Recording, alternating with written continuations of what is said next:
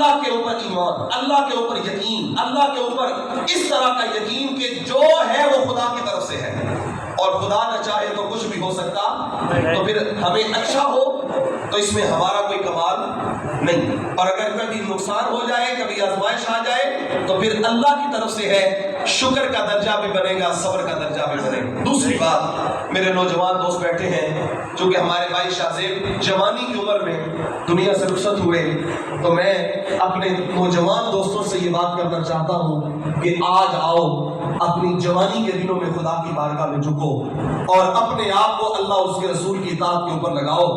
یہ جو جوانی کا وقت ہے، اس میں جو عبادت کرنے کی لذت ہے یہ کہیں اور ہے۔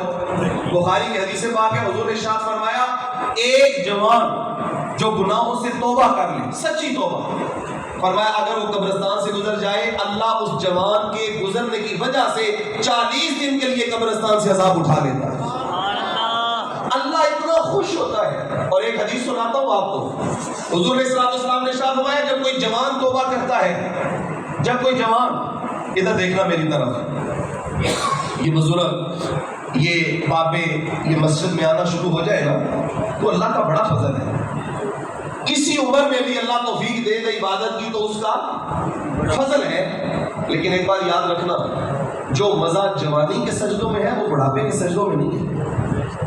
بوڑھا اگر 70 سجدے بھی کرے اور جوان کا ایک سجدہ اللہ کی بارگاہ میں، پھر بھی اللہ جوان کے سجدے سے زیادہ خوش ہوتا ہے، اس کا سجدہ زیادہ اللہ کو خوش کرتا ہے۔ اور ایک حدیث میں ہے، مسلم شریف کے الفاظ ہیں، حضور نے ارشاد فرمایا، جب جوان توبہ کرتا ہے تو اللہ پتہ ہے کس طرح خوش ہوتا ہے؟ مثال دی حضور نے، فرمایا ایک شخص صحرا میں جا رہا ہے اور صحرا میں جاتے جاتے اس کا سامان، اس کا رسد، اس کے کھانے پینے کا سارا سلسلہ اس کی سواری پر ہے، اور صحرا میں وہ کسی کام کے لیے اپنی سواری کو کھڑا کرتا ہے اور اپنے کام میں لگ جاتا ہے۔ ایک دم سے جب وہ کام سے فارغ ہو کے دیکھتا ہے تو سواری بھاگ گئی۔ صحرا میں سواری کا گم ہو جانا موت ہے، اس کے علاوہ زندگی کے آثار ہی نہیں۔ تو فرمایا کہ وہ صحرا میں جو مسافر تھا، اس نے اپنی سواری کو کھو دیا، سواری چلی گئی۔ اب بتاؤ صحابہ، اس کی زندگی کے کوئی آثار باقی رہے؟ اب اس کے لیے تو کچھ باقی نہیں رہا، نہ کھانے پینے کو باقی ہے، نہ سفر کرنے کو باقی ہے، سب کچھ لٹ گیا کیونکہ سواری چلی گئی۔ لیکن فرمایا بتاؤ، اگر ایک دم سے سواری اس کے سامنے آ جائے تو وہ کس طرح خوش ہوتا ہے؟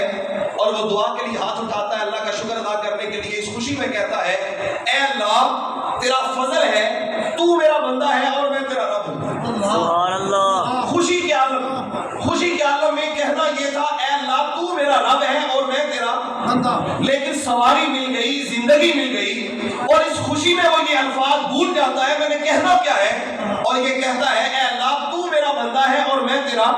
یہ حضور لوگوں کو مثال دے رہے۔ وہ کسی شاعر نے کہا تھا کہ ان کے آنے سے ایسے ہوش اڑے ساقی کے کہ شراب سیخ پہ ڈالی اور بوتل میں کباب۔ خوشی ایسی ہوتی ہے بسا اوقات کہ انسان بھول جاتا ہے میں نے بولنا کیا ہے۔ فرمایا صحابہ بتاؤ، جو شخص الفاظ بھی بھول گیا کہ اسے سواری مل گئی، جملہ بازی بھی بھول گیا، تو فرماؤ پھر وہ کتنا خوش ہوا ہوگا؟ صحابہ نے کہا یا رسول اللہ، اس کی خوشی کی تو کوئی حالت ہی نہیں ہے، اسے زندگی مل گئی ہے، اسے تو پتہ ہی نہیں چل رہا کہ میں نے کرنا کیا ہے خوشی کے عالم میں۔ تو حضور نے فرمایا صحابہ، جب کوئی جوان جوانی کی حالت میں توبہ کرتا ہے تو اللہ بھی اسی طرح خوش ہو جاتا ہے، اللہ اسی طرح راضی ہوتا ہے۔ خوشی کا عالم یہ ہوتا ہے جس طرح کوئی شخص بھول جائے کہ میں نے کرنا کیا ہے۔ اور حضرت شیخ سعدی شرازی فرمایا کرتے تھے، در جوانی توبہ کردن شیوائے پیغمبری، فرمایا کرتے تھے لوگوں جوانی میں توبہ کرنا، جوانی میں اللہ کی بارگاہ میں آنا، یہ تو پیغمبروں کی شان ہوتی ہے۔ انتظار نہ کریں، وقت کا تعین نہ کریں میں اور آپ، ہم سوچ رہے ہیں ابھی یہ کریں گے، یہ کریں گے، یہ ہوگا، یہ ہوگا، ساری پلاننگ ہم نے زندگی کی ہے، پھر باہر جائیں گے، پھر واپس آئیں گے، پھر مکان بنائیں گے، پھر شادیاں بیاہ کریں گے، پھر بچوں کو یہ کریں گے، اور آخر پہ جا کے عمرہ کریں گے، حج کریں گے، اور پھر مسجد میں چلے جائیں گے، یہ ہماری پلاننگ ہے۔ لیکن ایمانداری سے بتانا، ہمارا بھائی شاہ زیب جب گھر سے نکلا تو اسے پتا تھا موت آگے انتظار کر رہی ہے۔ ہم میں سے کوئی جانتا تھا کہ وہ گھر واپس نہیں آ پائے گا اپنے قدموں کے اوپر؟ یہ اٹھتے ہوئے جنازے، یہ معاملات، یہ کیا ہمارے لیے عبرت کا سامان نہیں ہے؟ اور کیا ہم ان سے عبرت نہ پکڑے؟ تو پھر آؤ خدا کی بارگاہ میں جھک جاؤ اور اپنے معاملات کو اللہ کے سپرد کر دو، اور آج سے اس کی اطاعت کا عزم اور ارادہ میں اور آپ کریں کہ مالک جو زندگی گزر گئی ہے وہ گزر گئی ہے، موت کو تو نے ہم سے مخفی رکھا ہے، پردہ ڈال کے رکھا ہے، اب آج کے بعد جتنے لمحے گزریں گے تیری رضا میں گزریں گے۔ یہ خدا کی بارگاہ میں ہم عزم کر لیں، ارادہ کر لیں، کیونکہ عہد کیا ہوگا۔ ایک جوان کی بات کروں جو مکے میں رہتا تھا، اگر آپ توجہ کریں، وہ جوان جو مکے کا امیر ترین نوجوان تھا، صحابہ کہتے ہیں کہ ہم نے اس نوجوان سے زیادہ خوشبو لگانے والا کوئی نہیں دیکھا۔ یہ وہ نوجوان تھا جو مکے میں جب چلتا تھا گلیوں سے اتنی مہنگی خوشبو لگاتا تھا کہ رستے سے گزرنے والے بعد میں دیر تک سوچتے تھے یہاں سے مصعب بن عمیر گزر کے گیا ہوگا۔ امیر کبیر باپ کا بیٹا، امیر ماں کا بیٹا، مصعب بن عمیر نام تھا، اور مہنگا لباس پہنتا، ایسا لباس پہنتا جو ایک دفعہ پہن لیا وہ دوبارہ کبھی نہیں پہنا، خوشبو ایسی لگاتا، رستے سے گزرتا گھنٹوں تک خوشبو آتی، لوگ پہچان لیتے یہاں سے مصعب بن عمیر گزرا ہوگا۔ لیکن اس مصعب بن عمیر کی عمر ایک دن گزرتے گزرتے وقت گزر رہا تھا، جوانی گزر رہی تھی، ایک دن مکے کی گلیوں سے گزرتے گزرتے میرے اور آپ کے نبی پہ اس کی نظر پڑ گئی صلی اللہ۔ مصعب بن عمیر کی نظر پڑی مصطفیٰ جان رحمت پر، بس نظر پڑ گئی اور غلام ہو گئے۔ یہ حضور کا چہرہ ایسا تھا کہ جو دیکھتا چلا جاتا تھا کلمہ پڑھتا چلا جاتا تھا۔